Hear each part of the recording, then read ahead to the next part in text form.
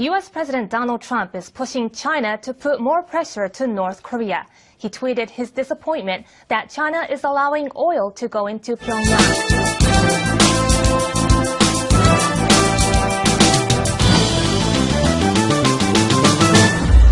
Get this, U.S. spy satellites reportedly capturing images of Chinese ships illegally selling oil to North Korea. And this happening dozens of times in the past few months from companies that were sanctioned by us. So what does this mean for our relationship overall with China now that we have pictures to prove it?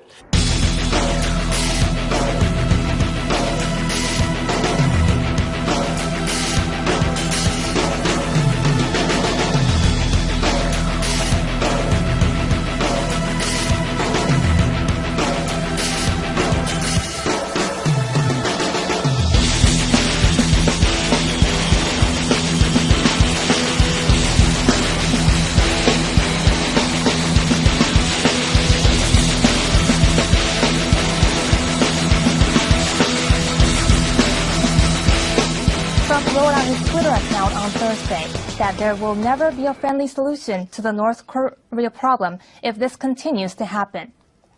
South Korean media have reported that North Korean ships received petroleum products at sea from what appeared to be Chinese vessels. U.S. media report that China is denying such transfers took place.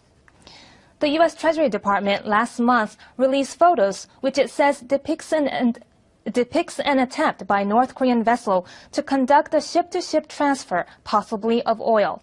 It said such a transfer is prohibited by UN Security Council sanction resolutions. U.S. President Donald Trump accused China Thursday of facilitating oil shipments into North Korea, despite China's insistence it has not violated United Nations sanctions limiting oil shipments to the rogue nation. Writing on Twitter, he said he is very disappointed. A South Korean newspaper reported earlier Thursday that Chinese and North Korean ships had illicitly connected at sea to get oil into North Korea. The UN Security Council last week imposed new sanctions designed to limit North Korea access to oil in response to the country's recent long-range missile test. In November, it test-launched its latest intercontinental ballistic missile, which many US experts have warned would be capable of striking anywhere on US soil. The sanctions seek to bar 90% of refined oil exports to North Korea by capping them at 500,000 barrels a year and limit crude oil exports at 4 million barrels annually. China has repeatedly said it is enforcing all resolutions against Pyongyang, despite doubts in the US, South Korea and Japan that loopholes continue to exist. When asked at a recent media briefing whether Chinese ships were illegally loading oil on North Korean vessels, Defense Ministry spokesman Ren Ge-kyang repeated that China and its military are strictly enforcing UN resolutions on North Korea. The situation you have mentioned absolutely does not exist, said Ren. Beijing says it has stopped oil product exports to Pyongyang for months now, and an unprecedented step in response to the regime's provocations, even going beyond what's required and under the new UN sanctions. And as our Kim Mo-kyun tells us, the unexpected cold shoulder got the Hermit Kingdom's attention. Reuters news agency reported on Wednesday that China conducted a strict no-oil export policy towards North Korea last month. Citing data from China's General Customs Administration, Reuters said that China had suspended exports of gasoline, jet fuel, diesel, and fuel oil to North Korea, a move that far exceeds what is required to do under the latest UN sanctions imposed last week, which limit refined oil exports to the regime to 500,000 barrels a year. This is the largest and longest such sanction imposed by Beijing. Previously, it had only suspended sales of oil products to Pyongyang for 3 days in 2003, following Pyongyang's missile test. One North Korea expert said the latest move is expected to deal a significant blow to North Korea's market economy, but added that crude oil exports are even more critical to the regime itself. I think North Korea's market economy, also known as the Changmadang, will be hit hard by the cut in petroleum exports. But since the data did not reveal details about crude oil exports, the state economy could be less affected.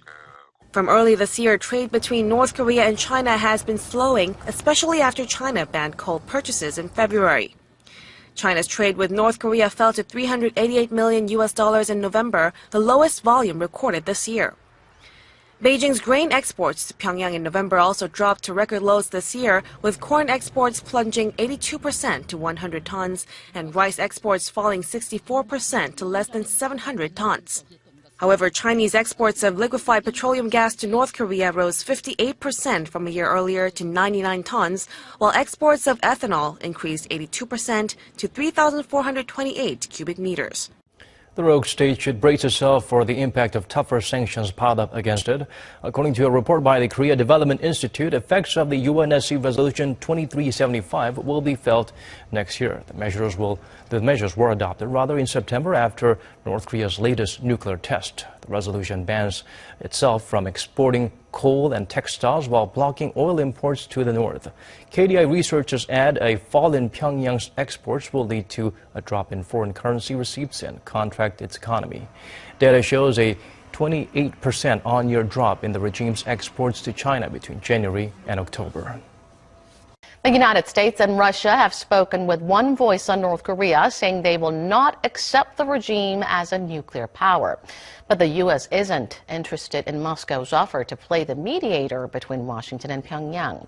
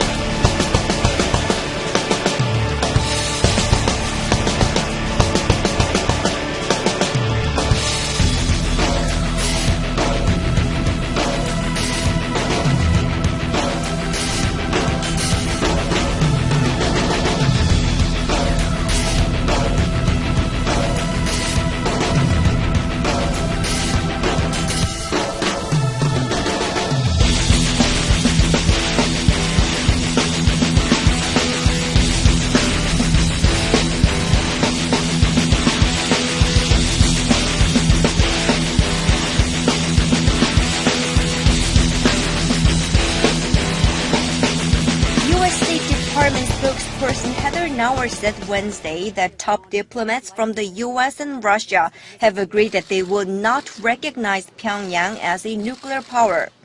The agreement was made during a phone call the previous day, with both sides expressing concerns over the North nuclear program. The two countries' foreign ministers also agreed to work together to resolve the issue through diplomatic channels. However, regarding Russia's offer to play the role of mediator to get the U.S. and North Korea back to the negotiating table, Washington in effect turned down the proposal, saying it, quote, has the ability to communicate with North Korea through a variety of diplomatic channels. This is according to a Voice of America report quoting a State Department official. Previously, U.S. Secretary of State Rex Tillerson also said the U.S. has 3 to 4 direct communication channels with the North Korean regime. The U.S. stressed that Pyongyang needs to understand that there is a different path that it can choose, although it is up to the regime to change its course.